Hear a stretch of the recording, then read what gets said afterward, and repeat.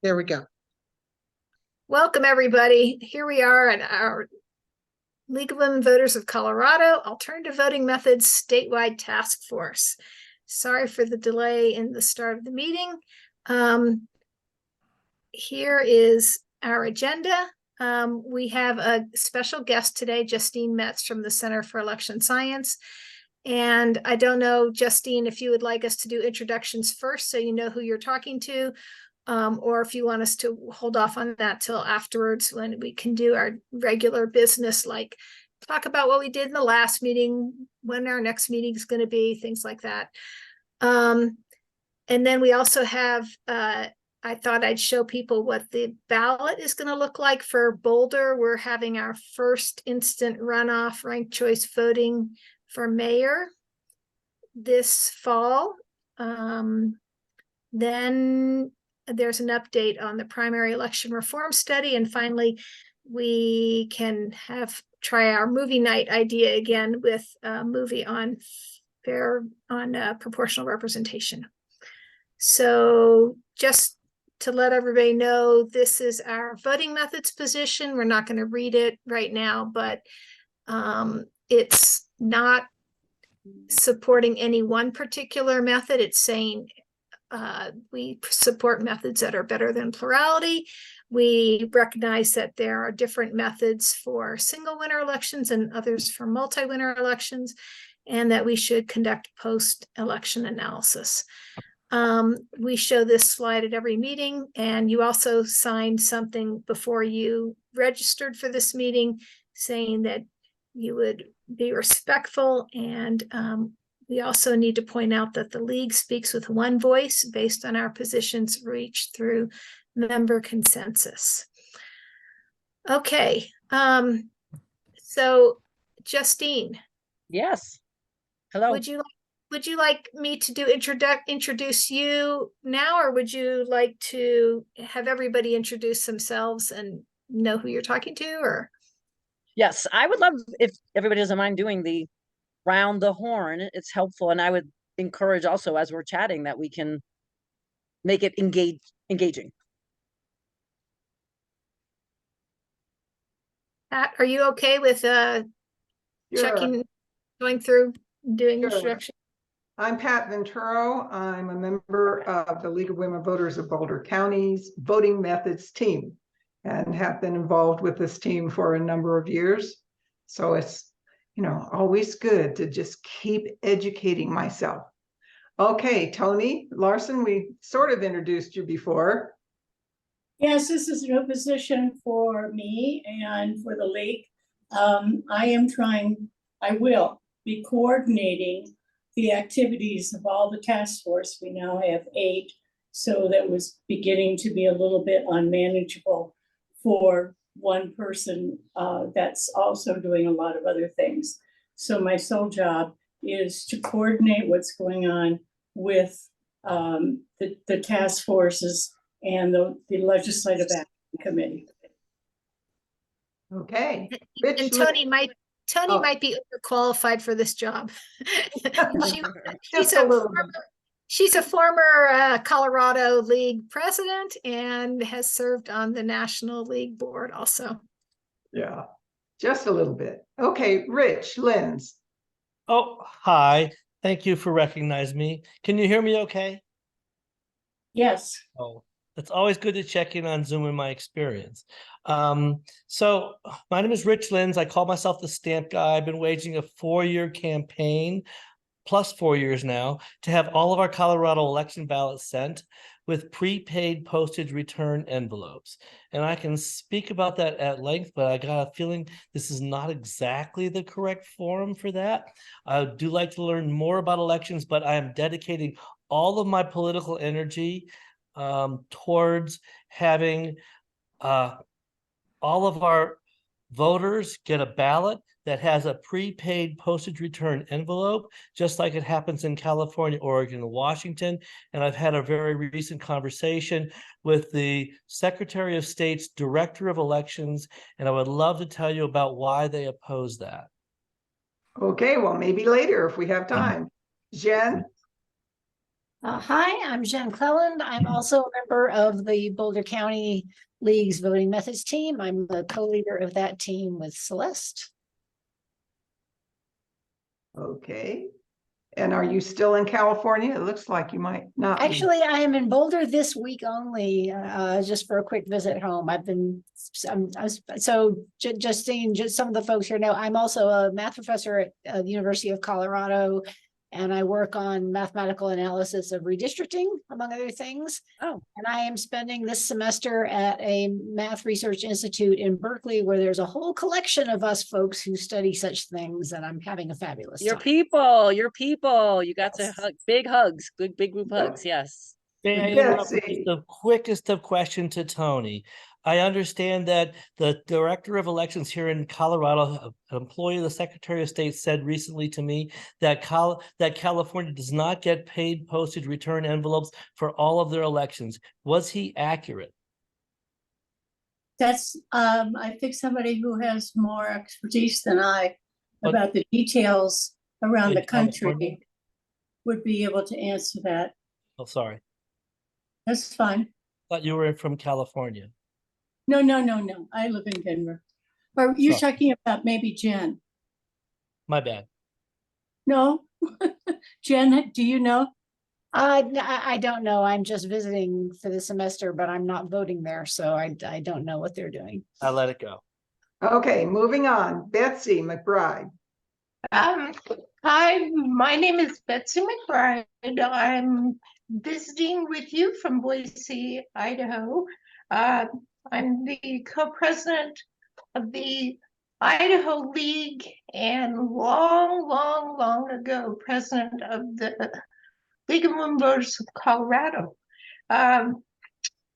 We are studying ranked choice voting right now because we have an initiative that will probably qualify for the ballot. We have all kinds of questions for Secretary of State, but we're not allowed to, well, he's not allowed to talk to us because we're suing him for getting rid of student IDs, which is a strategy being used by some folks to reduce the number of students who vote. And lastly, I would say the last time I saw Tony Larson was in Lewiston, Idaho, when she was Idaho's National Board Liaison. That's very cool. Brian Woodruff. Brian Woodruff with the Larimer County, Colorado League of Women Voters. I'm with the election reform team, and I have a particular interest in proportional representation. Okay, Chris Baum.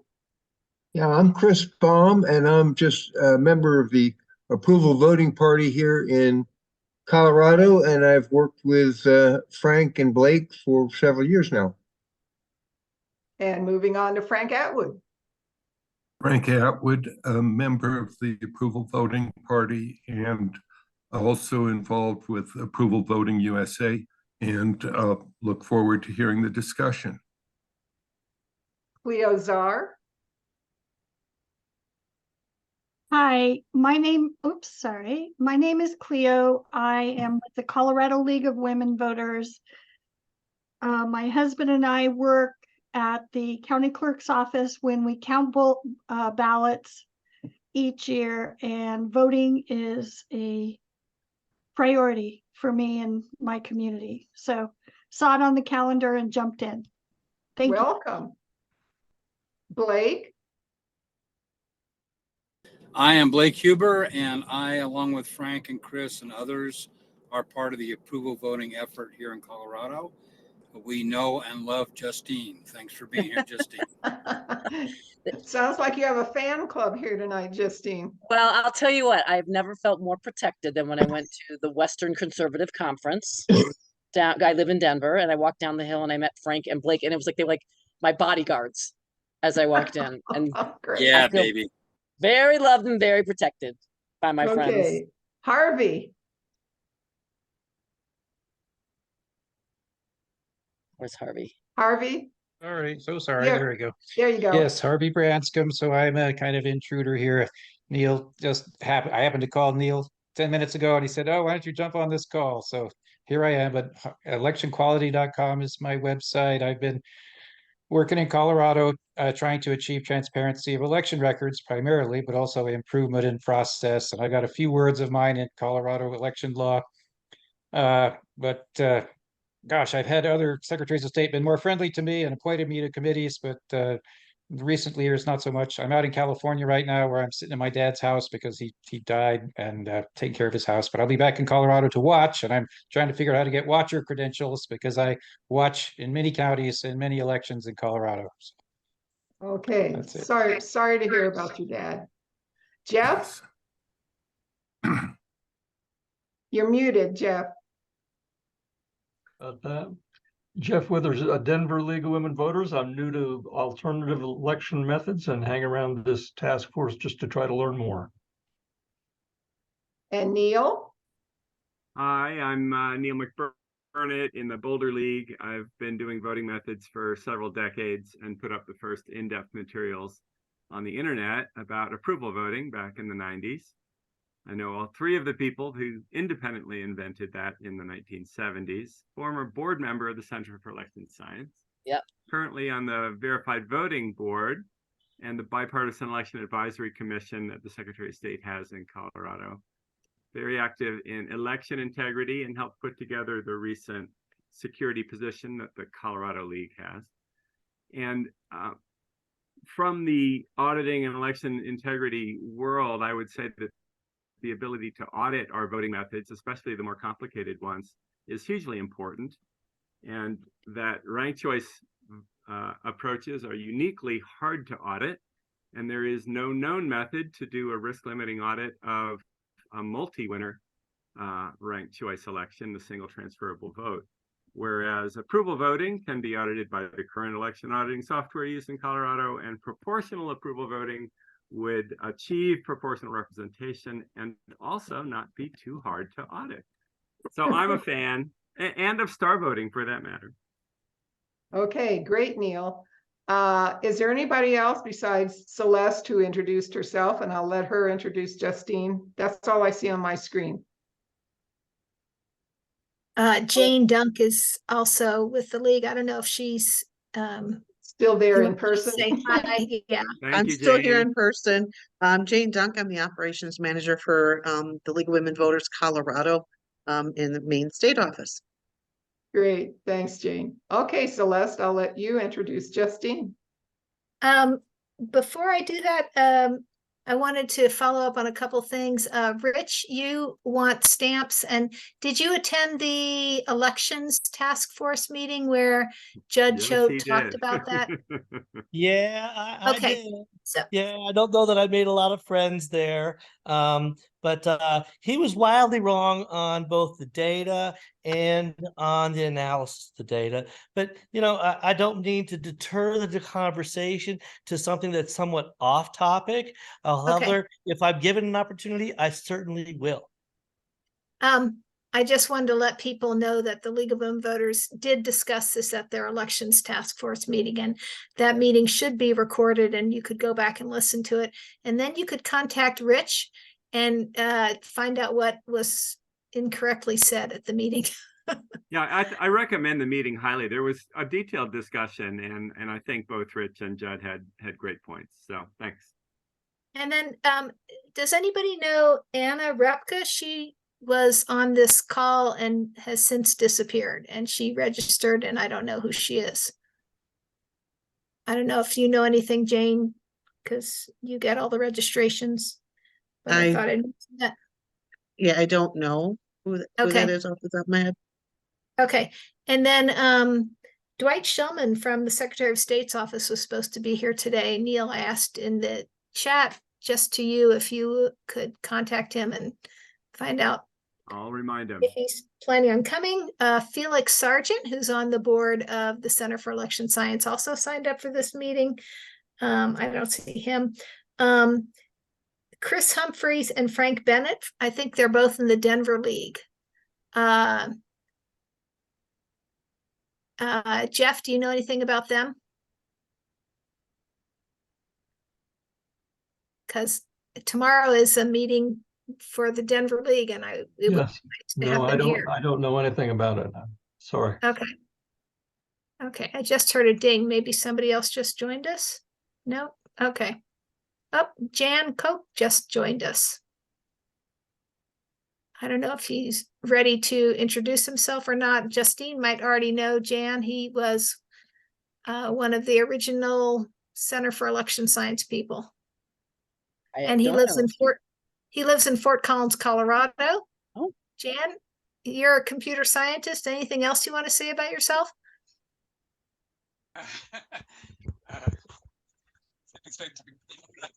Uh, 2 seconds after logging in.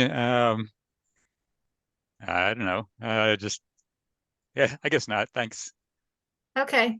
We may pick your brain later on a couple things. Okay. Let's go back to slides. I guess I should share my screen.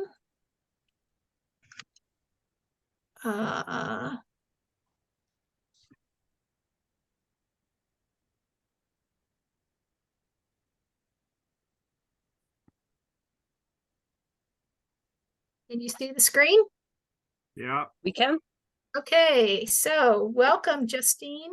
Great to Thank have you here. For those of you who don't know, the Center for Election Science is a nonpartisan nonprofit dedicated to empowering voters with voting methods that strengthen democracy. They have studied different methods, and they currently advocate for approval voting.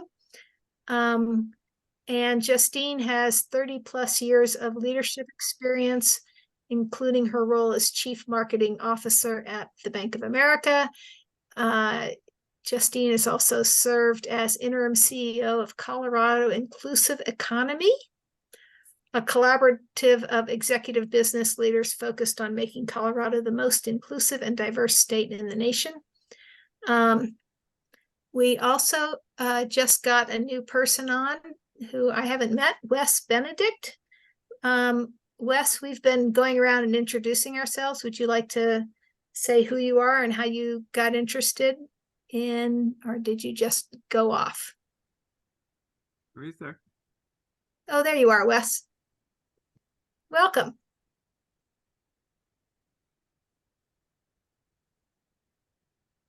We can't hear what you're saying. Wes is a friend of mine that I've invited to attend the meeting and listen to Justine. You might have to introduce him if his microphone doesn't work. Wes, for I think 5 or 6 years, was the executive director for the Libertarian Party, which typically executive directors survive maybe about a half to 3/4 of a year. He survived for 6 years. Wow. And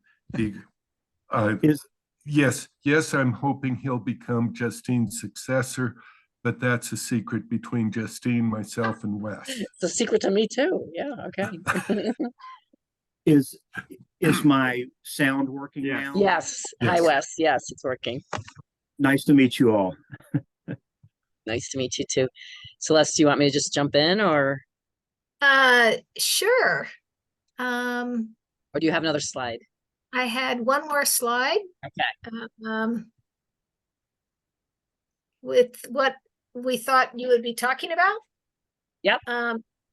Do you want this slide up, or do you want to? No, I'd rather see all the great faces if it's okay with everybody else. Great. So just an update, answering our questions and discussing how CES can help us. Take it away. Thank you all for having me. And in the spirit of collaboration, please just jump in, or if you don't feel comfortable jumping in, just raise your hand on the Zoom thing. So you might be looking at my background and saying, what the heck is she doing? Focused on, let's call it, voting methods and the importance of them. So I come from private sector in my career, and I am retired pursuing my purposeful life. So I was that person who knew I wasn't put in the earth to make a lot of money and have a lot of things. So basically worked nose to the grind for 35 years. I am from the Northeast, which you'll come to find very quickly because I speak very quickly, and you'll probably hear a New York accent from time to time. And that would be accurate. You're right. So I came to Colorado in 2015. And I lived in the Bay Area. Those of you who are in California lived in the Bay Area for a couple of years in that time. And I came back to Colorado in 2020, right before the pandemic hit, literally 6 weeks. And I found my way into this space that is really fascinating. But I've been able to step in to profits. So you saw that Colorado Inclusive Economy, which is catalyzing the business community to focus on equity and justice and fairness. And in this instance, CES was something I became aware of, an organization I became aware of years and years and years ago, because in my career, I would oversee large marketing, sales support teams, and I am a marketing researcher. That was the first job I ever had out of school in a packaged goods company. And so I know how to read data. I then grew into having analytics teams that reported into me, data science, yada, yada, yada. So this CES thing, sort of by hook or crook, came to my attention 8 years ago because one of my former teammates, when I worked at Fidelity Investments, called me and said, "Hey, you're living in Denver now. There's going to be a presentation in Boulder." And it was one of your meetings, the Boulder League of Women Voters. And I drove up, and it was fascinating to me because it was a report out. I mean, Neil, you might have been there, Jan, you might have been there. I mean, this could have been one of the presentations you did. And here we are 8 years later. But I bring up that background and context because here's the reality. The reality is that most of you probably know a lot more than me about voting methods. But what we are doing to get at the first bullet point that's less is because I come from a marketing research background, the very first thing I did, I was serving on the board. We decided it was time to make a leadership change because we really know that this is an important issue. And if we're going to have really big impact, we're going to have to start doing things a little bit differently. So we made a leadership change, and then I volunteered to step in as the interim CEO. And I've been in this role for 6 months. I've learned more, and I hope to continue to learn more about voting methods. The scientific part of it is not as hard for me because I come from a data and analytics background. But what's hard, right, about what we're all trying to do is, I call it how you create impact at scale. So CES has had success in going into places like Fargo, North Dakota, in partnership with folks there, St. Louis, Missouri. But we had a colossal failure in Seattle, Washington, back in the fall. And it was time for us to relook and say, what are we trying to do? So this is what we've been doing. We've been saying, well, if what our donors want and what our advocates want and what our partners want, because we consider those now our customer segments. These are and so you would be considered partners in this and or advocates, right? But if that's what everybody that we spoke to that fit those categories, it would say two things to me. They'd be like, Justine, we want you to be the organization that looks nationally. So love that there's a group that's focused on this in Colorado, right? Frank and Blake and Wes, and love that there's a person, and I'm talking about approval voting. Love that there's a group of people who are advocating for this in Missouri. Love that there's people in North Dakota. Love that there's people in Utah, right? State by state. But what we really need is somebody who's bringing a national lens to say, okay, well, how do we make each one of those things, make that times 50? We want approval voting in 50 states. Now, we no longer debate, I'm going to call it I'm going to call which one is better. Is approval better voting? Is Celeste in your first slide, is approval voting better than RCV better? We're look, the change that needs to happen is from plurality voting. So, and we think change, and I can substantiate this in a second. I'll pause in a second to answer any question, but we think, and we know from some focus groups we recently conducted, that we need to make change now, right? I mean, the voting public is losing losing faith, right, in our politicians, is losing faith in our electoral systems, so on and so forth. Like, time for change, time now. And so the reason why I stepped in was to bring what I call as a growth mindset. How do we start to engineer and architect CES to be an organization that can affect and have impact at scale? So I'm just going to pause in terms of like the overall arc for CES. Any questions or comments to what I just communicated? No? Okay. So Well, what are we? Yeah. So Justine, you are going to show us the results of the focus groups. Yeah. If you want, I can put it on the screen because you sent it to me. It's a write-up. So what I would say is let's send it to everybody if you want to have everybody cover. But let me walk it through because I think it's an important part of the story too. So how many people, does anybody here own a Tesla? Does anybody here own, like, okay, all right, Pat, perfect. Woo! Good thing I got what? Oh, and Blake is sitting in your Tesla. Okay, so let me ask you a question. When you get into your car, Pat or Blake or your Tesla, do you go like, oh my God, I love this car so much. This, like, the lithium battery under the hood is so amazing. No, now I take it for granted because you've had it for 3 years. But why did you buy your Tesla? Tell me why you bought your Tesla. Because we're old, and when we get to the point where our children say, you're no longer allowed to drive, the car can take us anywhere we want to go. Awesome. Blake, why do you own a Tesla? Trying to unmute myself. I love this car. And why do you own it? Why'd you buy it? Why'd you own it?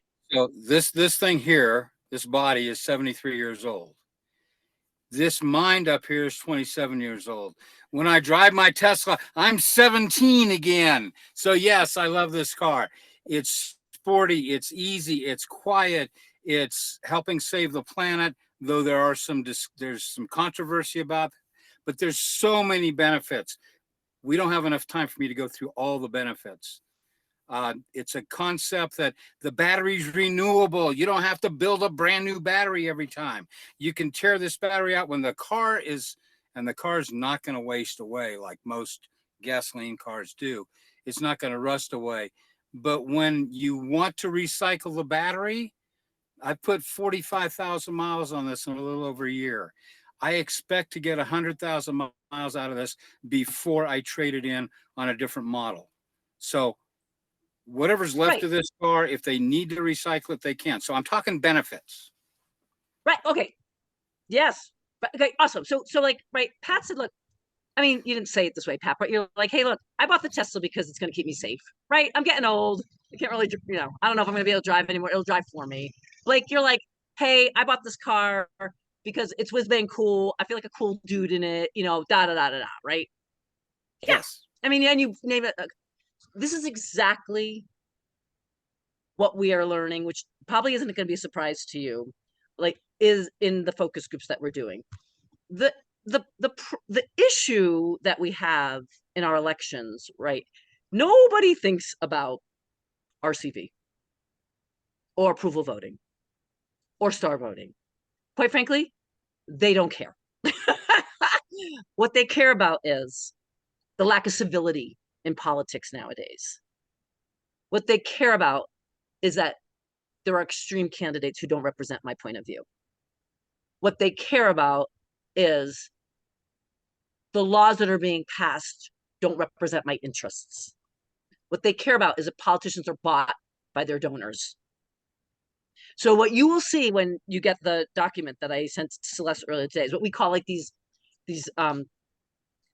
truths. It's like, so if you've got a voting elector and a voting population who's worried about this, and you go in and you start talking about like, oh, approval voting and like, like boof over the head. It's kind of like, why are you talking to me about the lithium battery in the Tesla? I really just want to be safe, right? So there's an inherent disconnect here. So why we're doing this work is because we are figuring out the right way to align a solution, which is the voting method, to the problem. And in so doing, we will, as we raise money, we will start to create the campaigns, right? But that basically root themselves, what Blake was saying, like in customer benefits. So there's another space here in the middle that is also missing, which is when you speak to somebody and they say, God, I just wish we could go back. Excuse me, that's a car going by. I wish we could go back. Did we hear this? I wish we could go back to the days of way it used to be. Tip O'Neill, Ronald Reagan, like people were actually cordial. People were actually collaborative. We could get things done. I wish there's this kind of like whimsical, like, can we go back? Well, when you get there, what they don't recognize is they can actually change things. They don't think they have the power, right? So the second thing we've learned is that they do have the power, right? I mean, we can provide this voting method for them. In using it, it will give them more of a chance that the candidates that they would like will be elected, which would lead to solving some of the needs that they have, which are not being solved now. So we're working towards this, I call it the formula of root in the problem that our voters have, help them understand that they can take action, and allow them to see a solution to their problem. And that does require some education, but not much. So when we've done the focus groups over the last couple of months, the minute you start to explain, like, well, you just vote for everybody on the ballot that you like. They're sort of like, what's the scam? There's always like, that's like the first thing is cynicism and skepticism. Like, what's the scam that's going on here? It's like, well, you tell us. And then we let them do it. And they're like, whoa, this was so easy. And they arrive at this conclusion that this is a more consensus. It's literally come up. I never thought that word would come up in a focus group, but it comes up being volunteered. It also comes up as, oh, it would represent more of the people. Oh, it would force candidates to open up and address more of the people's needs rather than their donors' needs. Like, you know, it's not too far a link or a loop, a step for them to make the right conclusions once they understand what approval voting does. But it's the first two things, right, that we haven't yet been able to tie approval voting to: solving the problem and then telling them that they can actually do something about it. So let me pause there for a second. We have some things that we're doing now. I want to make you aware because I will share the results when we get them. But Blake, did I see a hand there? Yes, you did. So I want to add something to what you're talking about. For many years, we've tried to empower people. And in management, you've had the experience of empowering people. But when people don't see they have the power, how do we get them to see that? Yeah. How do we get them to see that I can really make a change? This is what you're talking about. I'll address that in a second. Rich, you're on mute. In the chat, I wrote, is there data suggesting that one versus another method of changing the way that we vote increases voter turnout? Yeah. Okay. Great So how question. much? Not yet. It's one of the key questions on our what do I call sort of our research agenda. Not yet, though. What I understand is that the number one driver of voter turnout is competitive elections. Number two might be mail ballot elections, you know, ease of voting, right? But number one is competitiveness. And those two are independent of what voting method you use. Well, not independent, but yeah. Surely the voting method helps craft which candidates run. By the way, Celeste, thank you, Neil. I should have asked, how much time do I have? Because, you know, we could be chatting about this like till 10 midnight. So I know that the meeting ends at 8. When would you like me to conclude?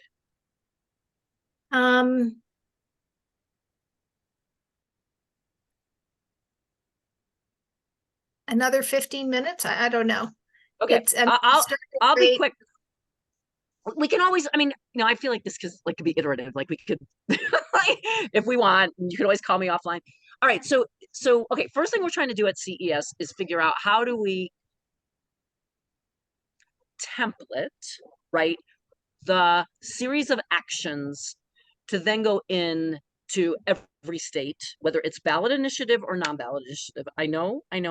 I've had people argue with me and say, it is not worth it to go into non-ballot initiative states. And I say, I am sorry, but you cannot achieve CES's mission and vision without going into non-ballot initiative states. Because here's the thing, 29 states are non-ballot initiative states and 21 states are ballot initiative states, right? So we cannot be the national umbrella. And eventually our work helping all of everybody at the local level, I'll call it that, state, city, local jurisdictions, if we don't figure out the non-ballot initiative states too. So we're doing some work there. I won't go into that. That'll take us, but we are going deep now into this ballot initiative state to create this sort of, I call it the consumer progression, the awareness and education around what the problem, we hear your problem, you can do something about it. Here's a solution to it that's fast, easy, doesn't cost a lot of money. You can implement immediately. That's basically, right, the continuum there. Now, what we're working on right now is a survey. So it's quantitative, and I am happy to share the results with partners in Ohio. So we're focused on Ohio right now, and there is a reason for that. So I'll mention it in a moment. Doesn't mean we don't love Colorado, because I live in Colorado.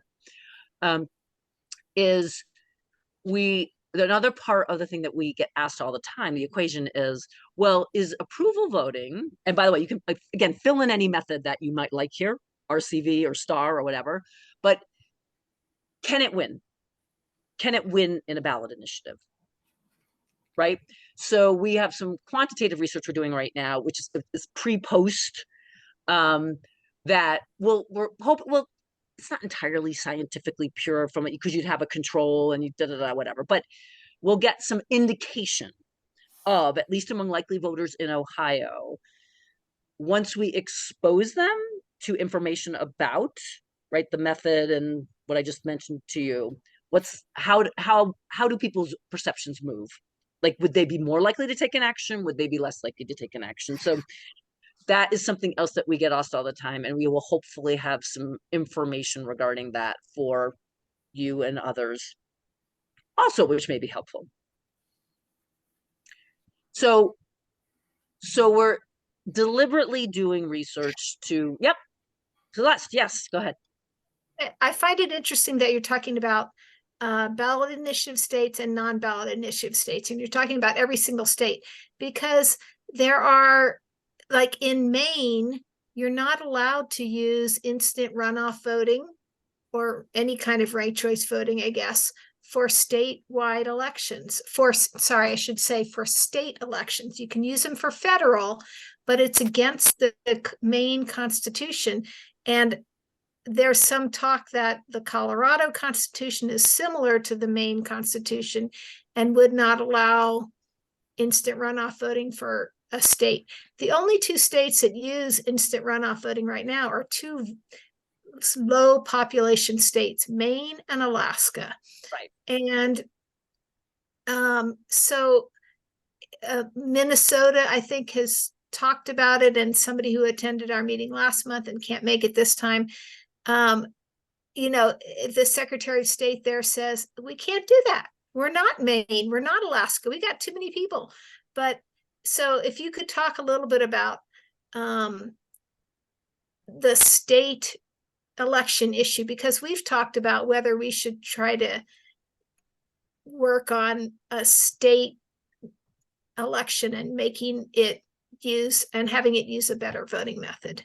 Right. Okay. So great question, Celeste. So think of it this way, and this is where you get to the scale piece, is if what we're trying to figure out, Celeste, is, I hate to use this word because there's like a million of them, but like playbook or the architect plans, right? Or whatever you want to call it, but the roadmap, whatever you want to call it, by the way, we're trying to say, okay, well, what is the template in a non-ballot initiative state separately from a ballot initiative state, to successfully advance approval voting. Now, each state's different, right? So there's probably a common set of variables that would need to be addressed.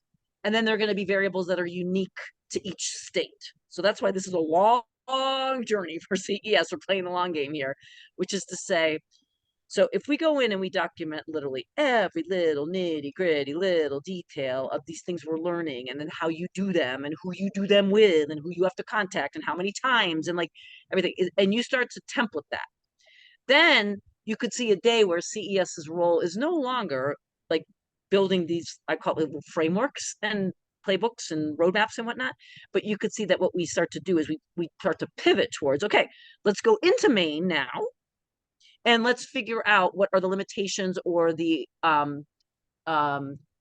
what are the things that the Constitution will allow us to do. So we would move right from being like what today might be more the architects of or the structures of this, that, and the other, to the consultants to, right, a state to figure out how to advance approval voting. Or again, you could argue that these frames could be used for any voting method. So that's the way we're thinking about it. So we're thinking at the state level, we're thinking at the constitutional level, we're thinking about, well, what are all of the things that you need to think about and do in order to advance an alternative voting method? And then we're trying to institutionalize that. And partly that's because, well, not partly, that is largely because that's what we hear from people that we speak with. They're like, we need you to tell us how to do it. We need you to help us open the doors. We need you to help us figure out how to advance this. So Neil, 1 second, but Celeste, question, did I answer your question? So it sounds like you're not focused per se, you're focused more on doing the groundwork, which somebody has to do. And I think that's a great thing for CES to work on.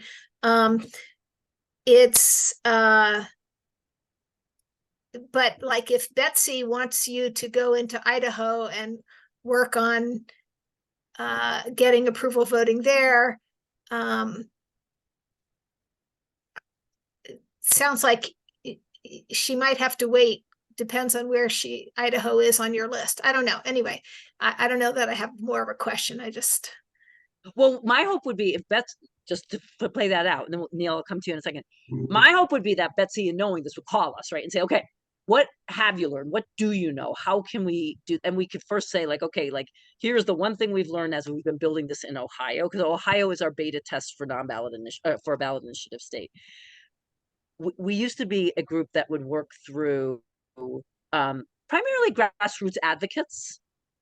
We are learning that, particularly in Ohio, that unless you work through political operatives, it's very, very difficult to advance things through the influencers who have, quite frankly, the resources to support the efforts to get on a ballot, right? So whether I think Ohio is an amazing state to work on. If you can succeed in Ohio, that's an amazing victory, because I actually don't see instant runoff voting working in Ohio at the moment, because it's not for a whole state. It just seems too big. Yeah. I'll come to that. Let me get to, I'll come to that in a second and tell you more about Ohio for the team. And then I'm going to conclude just because, and we can talk more, like, for sure. Neil, yes. This is fabulous, and I appreciate the energy and the focus. One thing that I would throw into this mix, and I don't know what the right approach is, but it's been my experience that reform of voting methods is really hard, and you're most likely to succeed when something has just gone very wrong in a particular jurisdiction. So, it's unclear to me how much you want to do like a national approach, unless we can get a national disaster. I don't know. How might that happen? So that's just to throw that out there. Well, Neil, you're spot on. I mean, think about it as, while I say national, what we're trying to solve for is if we can figure out, I call it the plug and play model, not to get too corporate here, right? But if we can figure out a plug and play model that can then go in and adapt, right? Like, so Celeste, yes, Maine's going to have something different from Ohio, different from Idaho, different from, but if we can go in and we can now say, here's like this is 60%, 70% of what you need to do in order to make this change happen. Neil, to your point, what we're saying is that is a way to quickly scale nationally, right? Like get that in the hands, right, of everybody. Yeah, that's a great way to frame it, because what you want to have is a playbook ready so that when disaster happens, you're there ready to talk about it and say, and this is what has worked here, and let's just roll it. So what I really want to do is ask about kinds of voting method reform, and the League in particular, and many of us, as you know, are think that single winner methods are all terribly flawed and can't really move the needle, and we need proportional representation. And, I pushed for a long time at CES to do that. And I'm just wondering where you all stand on that. And I'll just throw out, as we're talking about it, that I know there's been a lot of support for sequential proportional approval voting, which is, I think it's going to have the same auditing issues that the ranked choice methods do, because it's sequential and it goes round by round. So keep thinking about proportional approval voting. We do. Okay, so this is interesting. So, as you know, Neil, you better than anybody probably, right? Like, this is a fabulous debate team topic, right? Like, and no matter which team I put you on, I bet you could debate, any side of any issue, right? It's like there really is no offense here to anybody who's a real, and like the Neils of the world, and a real empirical scientist. I talked to Stephen Brahms, and I think he thinks I'm the devil sometimes. And I'm like, Stephen, I'm so sorry, but there is nothing that can empirically prove to anybody that any one thing works in any one, right, like, or multiple given situations. It's like, given this situation, this works better. Given that situation, this works better. So that's one of the challenges we have, right? You can't declare any one thing works, but what you can do, Neil, is exactly what you just talked about. So here's the situation in Ohio, which I'll share with you really quickly, because I know you guys have other businesses to do. In Ohio, 60-40, roughly conservative, liberal, Republican, Democrat state. Okay. The Republicans, who I would call the traditional Republicans, are apoplectic of what has happened to their party. Because look what's happened in Ohio, right? It's like the state house is warring with each other. They have all these ballot initiatives that are coming up around, like, changing the thresholds on editing the Constitution. John Kasich is fighting with the conservatives. I mean, everybody's fighting in Ohio right now. And you have some notable Republicans who are coming out publicly and saying, like, no, that's completely undemocratic, right? This abortion issue is coming up in November. There's a minimum wage issue coming up. I mean, there's just all this thing that's like it's just on fire there. And the Republicans are just warring with the Republicans. So they're in crisis. Neil, to your point, this is the trigger moment for them.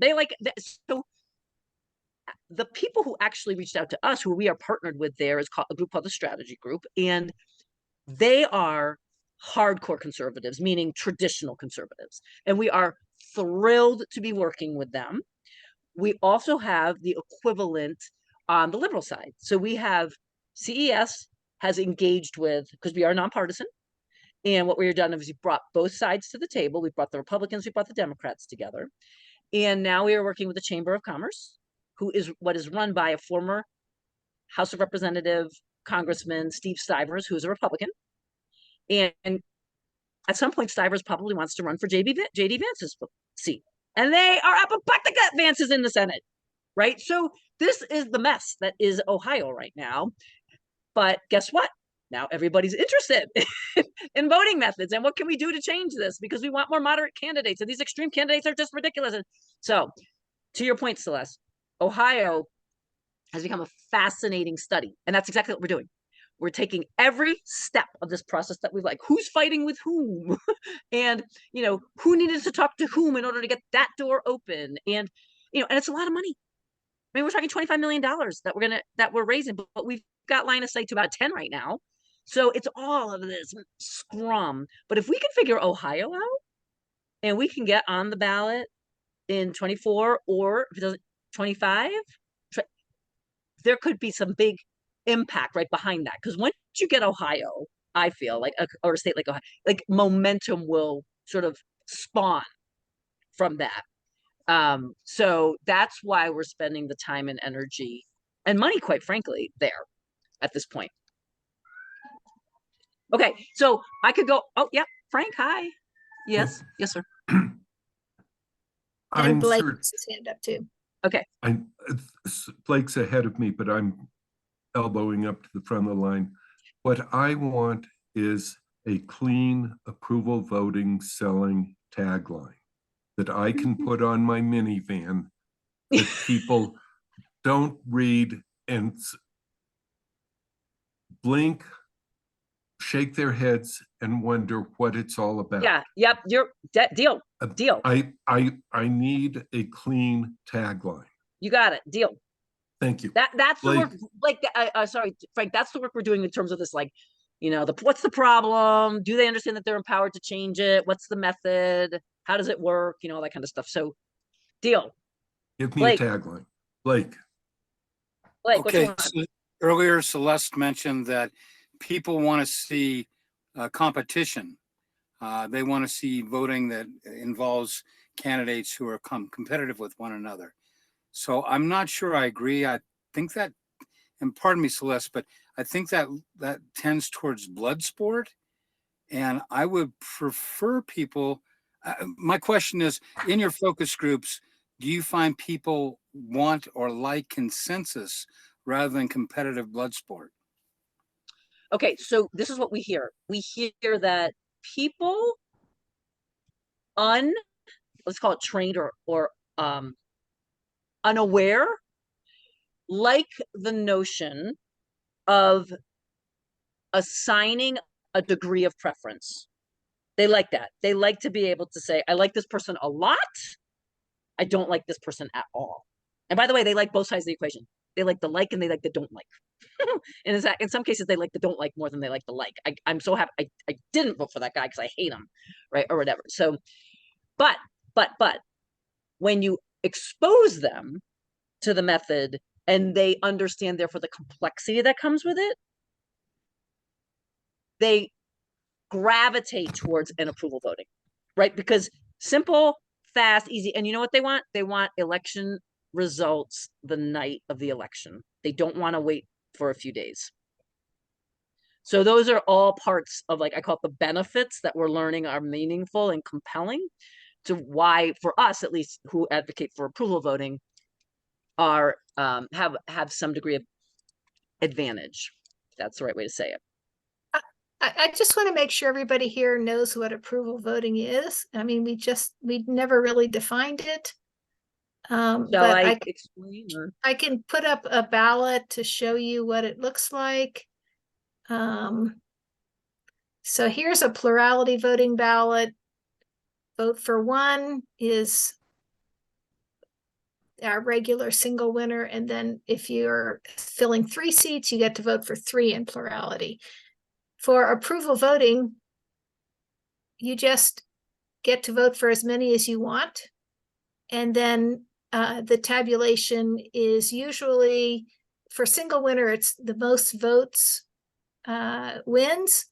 And then for approval block voting, which is what they use in both in Fargo, because they have a top 2, and in St. Louis, because they have a top 2, and in Fargo for their multi-winner ones, the most votes also wins. But Neil earlier was talking about different ways to get proportional representation. So that's what that little note is at the very top of the screen about that. So just want everybody to make sure you. Celeste, can I add one thing? Yeah. Very quickly. So you mark your ballot. I don't care about voting, not voting. You mark your ballot for all the candidates you like. The person marked on the most ballots is the candidate that gets elected. Yes. And last month at our meeting, we talked a lot about trying to get approval percentages for non-approval elections. So plurality block voting or you could say multi-winner plurality.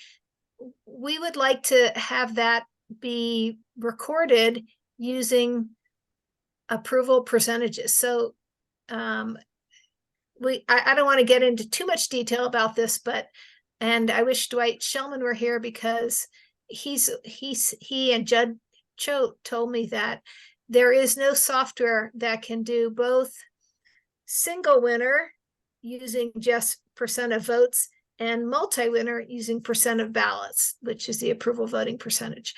And they're not willing to go approval voting percentage for everything, which is a solution. Maybe we could talk them into it, but Justine, I don't know if you know anybody or Jan Koch could write the software for it, or it seems to me you just need a toggle switch to say, for this one, we're doing percent ballots. For this one, we're doing percent votes. Yeah, you're right, Celeste. I mean, I know Allison has looked into this, so I'll take that offline as a follow-up too, to send to you, because I know we're running out of time. I know we have questions. So first of all, Rich, I know you've been holding. Hold a second. Neil, I know you've been holding. Wes, I just want to say something about your question in the chat. So I used to work in wealth management and retirement, and we would always look for what we called like the trigger moment, right? So people don't know, everybody knows they should exercise. They don't. Everybody knows they should make a will. They don't. Until what happens? Until they have a heart attack. Right? Like, everybody gets their will together. Everybody starts exercising, whatever. So to your point about the presidential election, we know 2024 is a momentum year, right? It's like why everybody's stressed out right now. Now, we know there will be other years, like in Ohio, especially when JB Vance is going to be on the ballot again, right? We know that will create an energy in Ohio. But yes, from the standpoint of, are we seeing this like heightened sort of like receptivity, this heightened kind of like curiosity among voters and influencers as well? And yes. And so what will that turn out to? I don't know. But that's why I'm keen to just keep being as aggressive as possible between now and next November to see how much progress we can make in Ohio. And if we get on the ballot, amazing.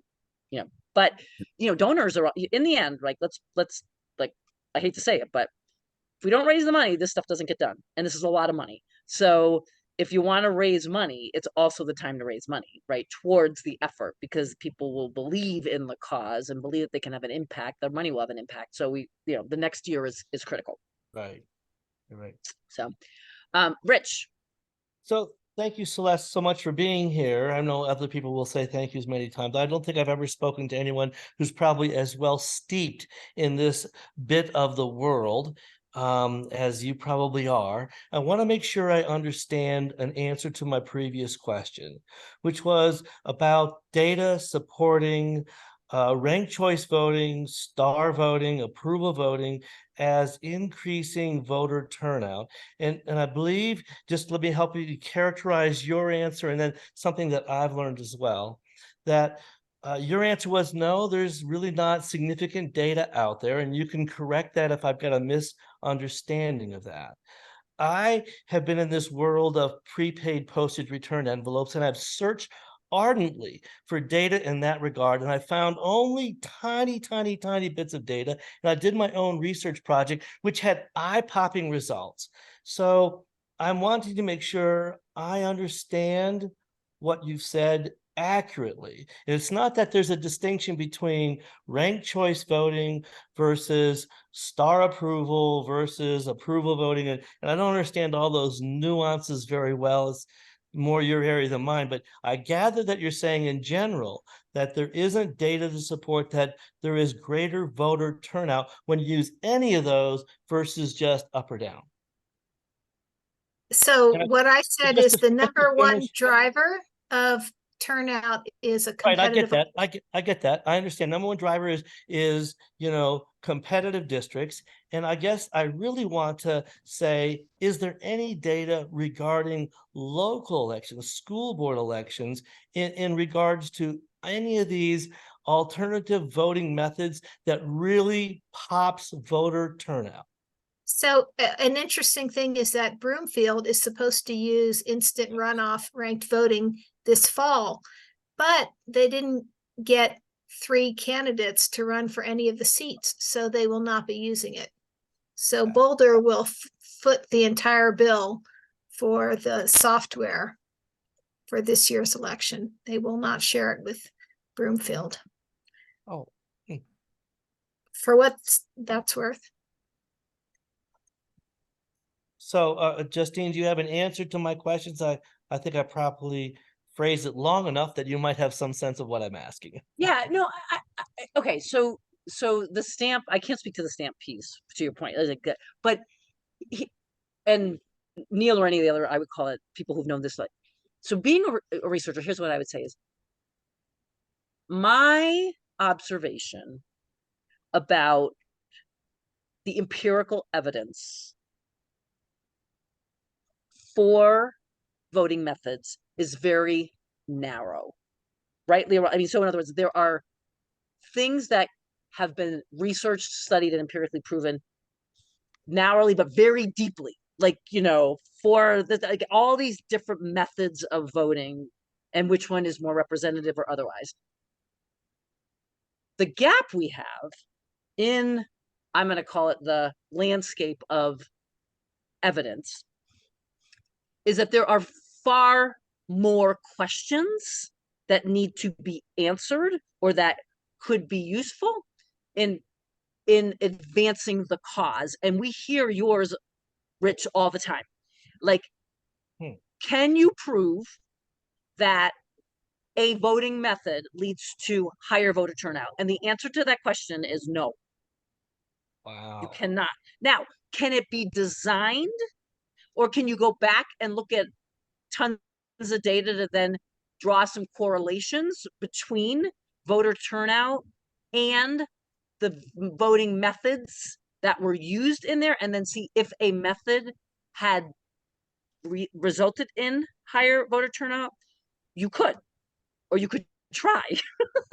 So this is one of the things that we have on our list because we know it's an important question.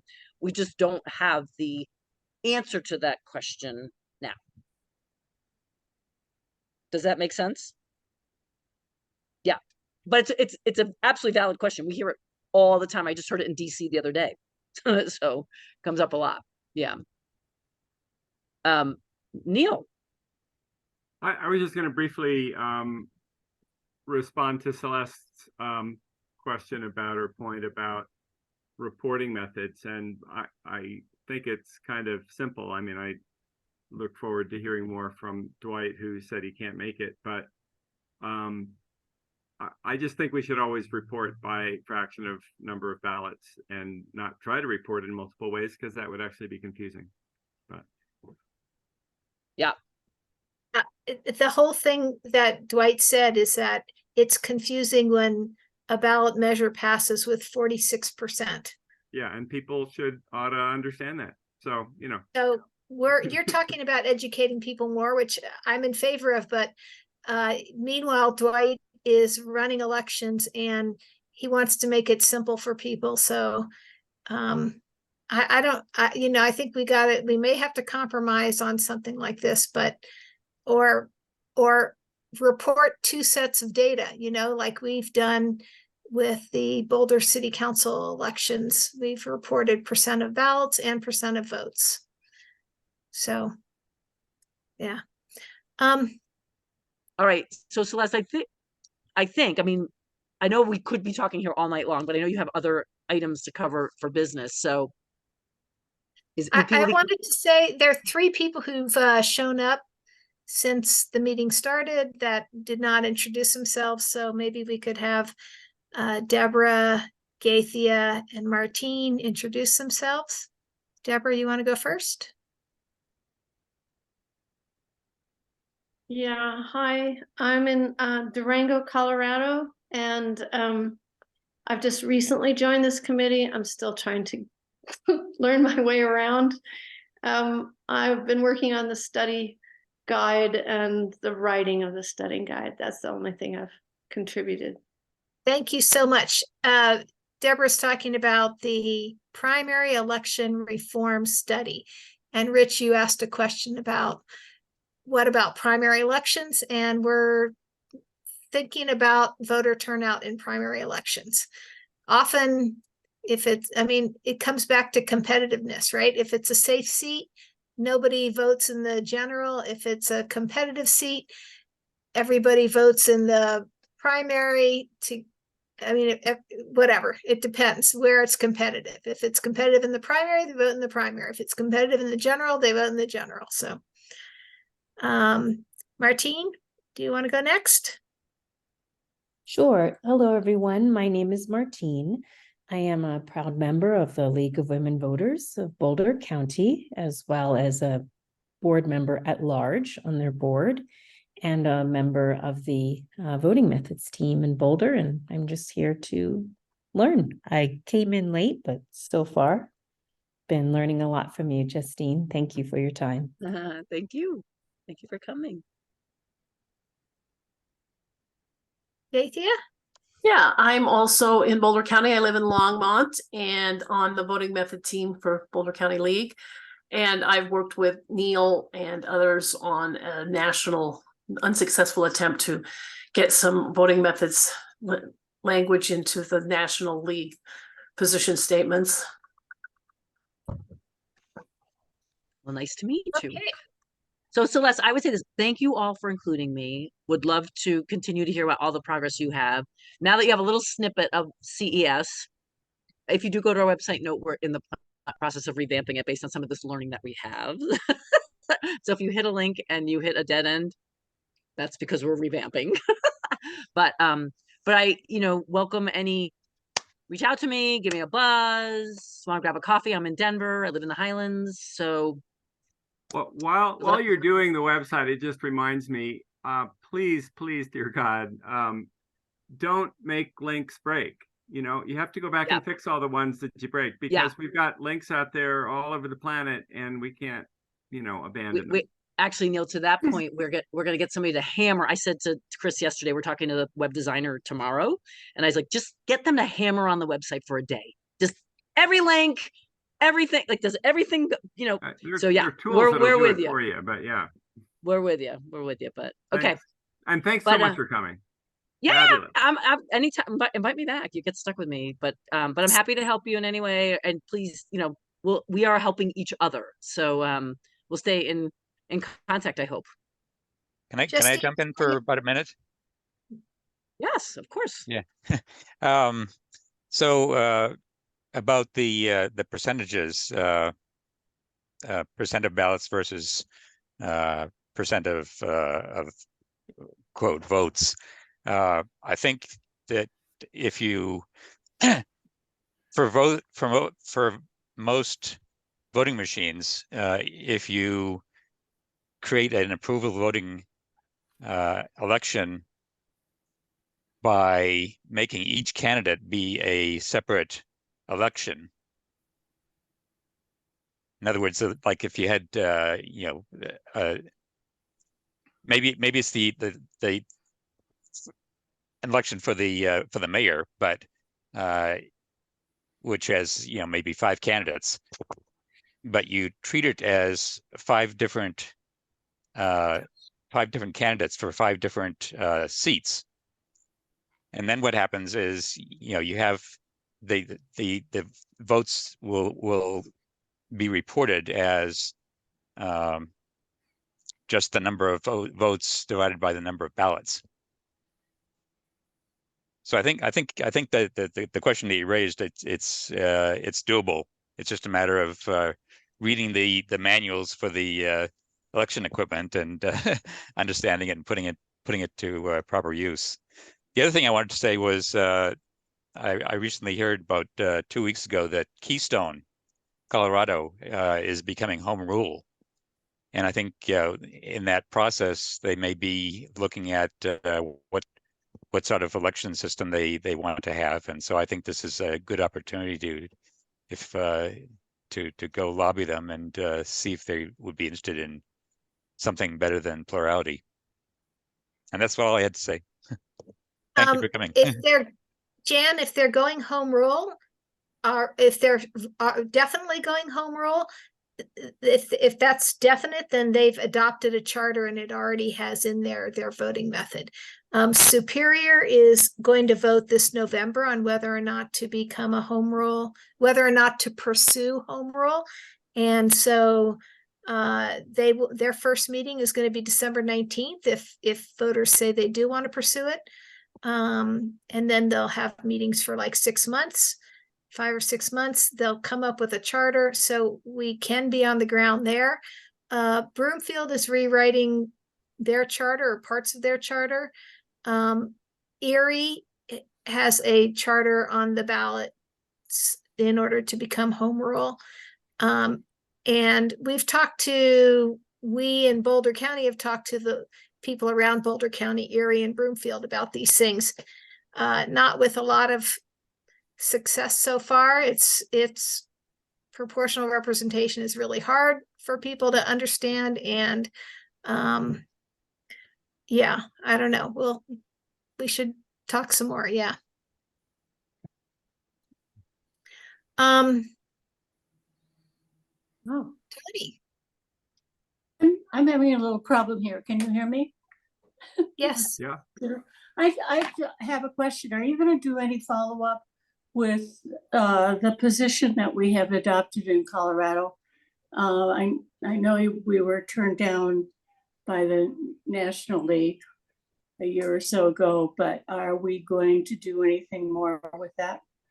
The voting methods position or the election security position? Election security is being handled by the elections task force. Voting methods and primary election reform are being handled by this task force. Okay, so election security was the one that we worked so diligently on.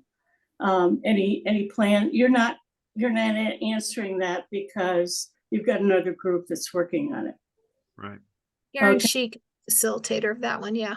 Okay. And then this other one, which I'm not familiar with, is that something that needs concurrent study, whatever?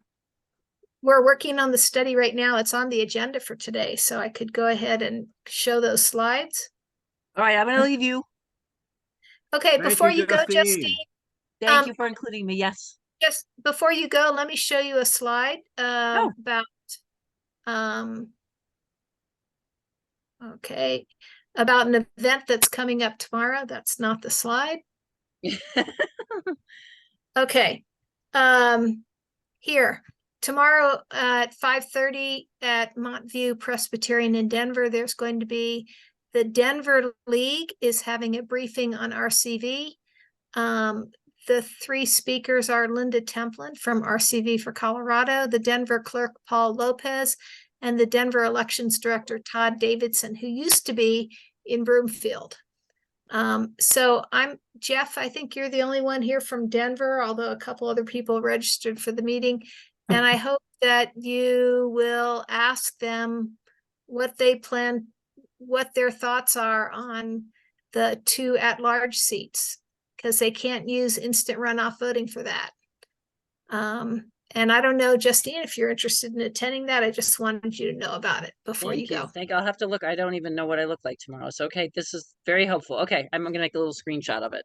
Got it? Okay, great. Okay, well, thank you all for including me.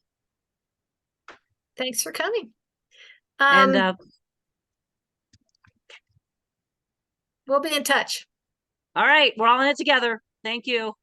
Yes. Thank you. Thank you, Jen. Bye. And the other upcoming event is a PR Proportional Representation 101 webinar by Fair Vote Canada. They have this every month pretty much. So the next one is November 15th at 6 p.m. They have some excellent webinars, and we will not get to it today, but I did want to give them a little plug. Okay, let's go back to this. Here are minutes from last time. I'm going to mute Blake, or maybe I can't, maybe Jen can. Here are some meeting minutes from last time. A big discussion we had was about reporting true support. This is % of votes versus % of ballots. You can watch the whole meeting, you can see the slide deck, and all of these are in the folder, which is on our Alternative Voting Methods Task Force webpage, accessible from the lwvcolorado.org page. Okay, we did introductions. Our next meeting is usually the third Monday of the month. So usually we have it at 6:30, and today Maud was asking me if we would consider doing it at 5:30. And I'd love to hear what people think about 5:30. Is that better for people? I think it's better for the staff. That's okay with me, but I can imagine it being harder for folks who have a more rigid work schedule than I do.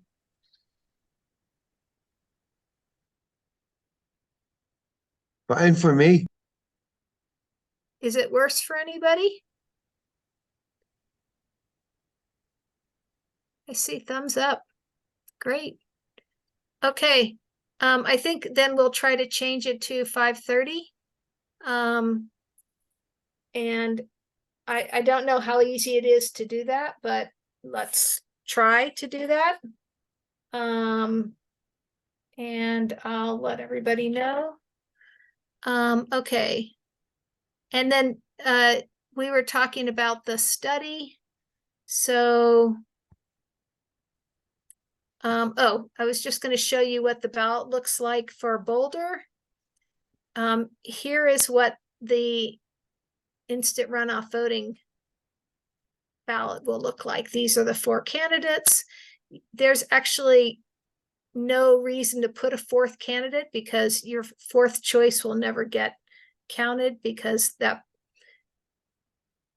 if you have only 2 candidates, you don't need to rank 2. If you have 3 candidates, you don't need to rank 3. If you have 4 candidates, you don't need to rank 4. So it's actually all going to be on one page. So you can see the mayoral one is first, and then the council candidates using multi-winner plurality will be next. And then the results will have to go to a separate page. They're not able to put them on the same page because they look different. Some things to pay attention to. This is a slide we shared with people in Boulder. Your number 1 ranking is the only ranking that's guaranteed to be counted. I already said that if you have 4 candidates and 4 rankings, the 4th ranking will never be counted. And you should always rank as many candidates as you feel comfortable ranking to give you a chance to have more say in the outcome. Okay, we have like 2 seconds left. So real quick, the primary election reform study. Much of the research has been done and written up, but the study draft needs to be restructured. It's a huge topic. Right now, the study's about 50 pages. We probably want to push some lower priority topics to appendices, and we'll also want to write an executive summary. One thing we haven't done yet is come up with study questions for the consensus meetings. And we're also looking for people who will read and critique the study draft before we send it out to the wider membership. So if anybody wants to volunteer to do that, that would be great. We're not going to have time for movie night, although I'm still looking forward to it. I'm going to stop here and see if I answered Tony's question. Hope so. Well enough. So I have a general idea of where you're headed. Okay. And as I said, these slides are all on our accessible via the League of Women Voters voting methods webpage, which I'm going to put in the chat, and then we could just call it a day.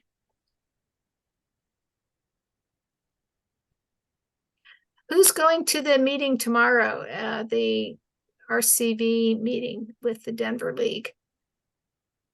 Is Jeff still here? Maybe he's not. Okay.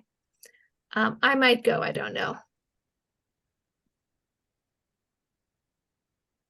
Okay, task force, web page. There I'll you go. encourage Blake to go to the Denver meeting. He already This is put, Frank. oh, he did a thumbs up or something. So, Okay, good. okay, Celeste? yes, Is the Boulder election, you showed 4 candidates. Is that partisan or nonpartisan?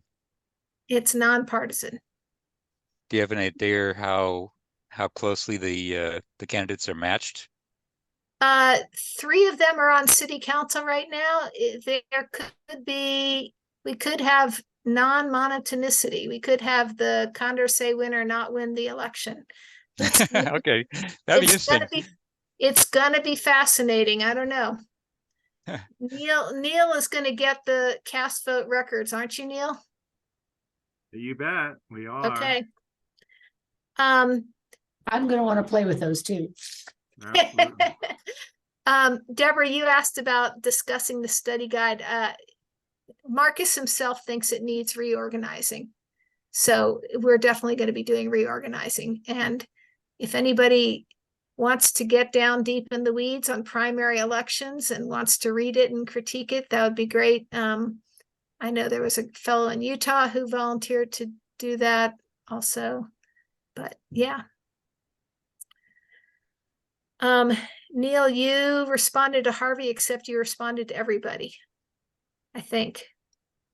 Did Well, I intended to respond to everybody because Harvey. Oh, Harvey did put it in the chat. Okay. Yeah. Okay. Good meeting. Thanks, Celeste, everybody. thank you for getting Jan. Justine here. Jan, I'd love to chat with you. I'm going to go ahead and turn off the recording if I know how to do that. Or maybe Jane can turn off the recording. I certainly can.